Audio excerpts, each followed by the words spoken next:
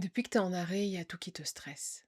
Et même si ça fait plusieurs semaines que tu y es, tout t'angoisse. Tu gères plus rien. Une notification ou deux ou trois à la suite sur ton téléphone et c'est la panique à bord. Aller faire tes courses, il y a beaucoup de monde, c'est la panique. Devoir aller à un événement qui n'était pas prévu ou faire des choses qui sortent de l'ordinaire, du quotidien que t'as pas pu anticiper, c'est la panique. Une engueulade avec ton mec, ta femme, c'est la panique. Tu gères pas, t'as l'impression d'être submergé. Quand il y a trop de bruit, trop de brouhaha, trop d'effervescence, tu te sens submergé, tu te sens complètement dépassé par ce qui est en train de se passer. Avant, tu les gérais les yeux fermés, c'était même pas un sujet, c'était même pas une question, tu n'y pensais absolument pas. C'est normal que t'en sois là. C'est pas toi le problème, c'est ce qui est en train de se passer dans ton corps, c'est le système qui s'est mis en place. Le pire, je pense que c'est quand tu reçois des appels du boulot ou que tu dois aller au rendez-vous chez le médecin.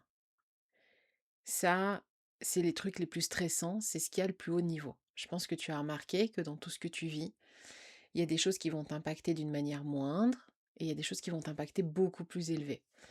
Moi, je sais que quand j'avais un appel du boulot, au moment où je voyais marqué job sur mon téléphone, je me figeais, j'avais la boule à l'estomac, j'avais la nausée, j'avais peur de répondre, je savais pas quoi faire, c'était la panique. Et après, pendant toute la journée, je me repassais la conversation en me disant est-ce que j'aurais dû dire autre chose, est-ce que j'aurais dû faire autrement, est-ce que... C'était horrible. Je sais que les 3 jours qui précédaient ou 4 jours qui précédaient mon rendez-vous chez le médecin, je dormais pas. J'avais la boule à l'estomac, je paniquais, je stressais, je me faisais le film 10 fois dans ma tête, est-ce qu'elle va me remettre en arrêt ou pas, qu'est-ce qui va se passer, comment je vais faire. J'en étais malade d'aller au rendez-vous, c'était atroce. Ça n'avait pas de sens. Aucun sens. Tout ce qui se passait là n'avait aucun sens. Je ne me reconnaissais pas et surtout, je comprenais pas pourquoi j'étais stressée par tout ça. Ce qui se passe en fait dans ton corps, c'est que tu as ton système nerveux. Ton système nerveux, lui, quand il se sent en danger, il va être en mode actif, genre un lion m'attaque, je pars en courant. Sauf qu'avec le burn-out, tu es tout le temps dans ce mood-là. Quand tu es normal, tu as une zone assez large, une fenêtre assez large de neutralité en fait. Et quand il se passe des petites choses du quotidien, ton stress va monter un petit peu, mais il ne rentre pas dans la zone orange ou dans la zone rouge. La différence avec un burn-out, c'est que ta zone neutre est toute petite.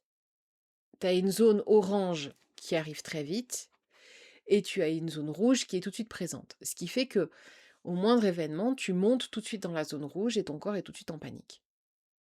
C'est physiologique. C'est pas que tu fais faux, c'est juste que ton corps est dans cet état-là. C'est un fait. C'est juste que ton système nerveux est entré en hypervigilance et que du coup, tu gères difficilement les choses. C'est pas un problème, ça va se travailler, ça va revenir à un état plus neutre, mais ça prend un peu de temps. C'est pour ça que te protéger au maximum des stress extérieurs au début, c'est intéressant parce que ça va te permettre d'apaiser en fait ce système-là. Ça va permettre de faire, si tu fais de la cohérence cardiaque, de la régulation, ça permet de diminuer tout ça. Comme ton système nerveux est en hypervigilance, il voit du danger partout. Donc lui, tout ce qu'il veut, c'est te protéger. Lui, il a l'impression qu'il est en train de se faire courser par des lions H24. Il en est là. C'est pas le cas. Mais lui, il fait pas la différence. Il se rend pas compte qu'en fait, le danger est déjà passé. Il est toujours scotché dans ce mode-là. Et ça prend du temps pour qu'il redescende. Ça prend du temps pour qu'il puisse se réguler.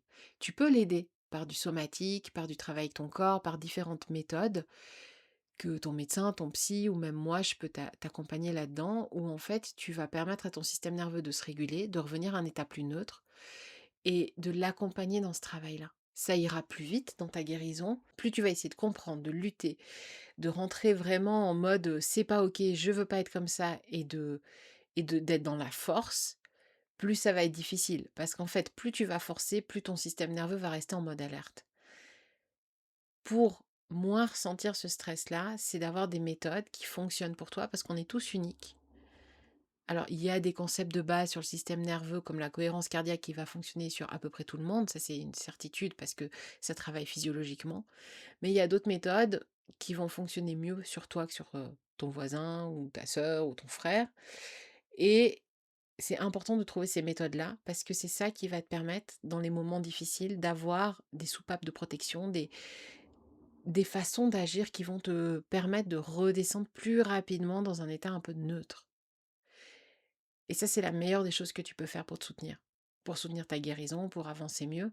Et c'est pour ça que j'ai créé Wave, les audios somatiques, c'est justement pour soutenir cet état-là et pour commencer à trouver des petites pistes pour pouvoir diminuer cet état de stress. Donc, ce que j'ai envie de t'inviter ici avec ces partages-là, c'est à sortir de la force et de la lutte et à entrer plutôt dans l'acceptation et la compréhension de ce qui est en train de se jouer en toi. Parce que le burn-out, c'est pas juste un petit état de fatigue, c'est normal que tu aies ce stress-là, que tout est trop bruyant, que tout est trop bousculant et que tu aies besoin de temps pour finalement te réguler, récupérer. Et ça se fait pas en 2 jours et c'est normal. Merci de m'avoir écouté et prends soin de toi.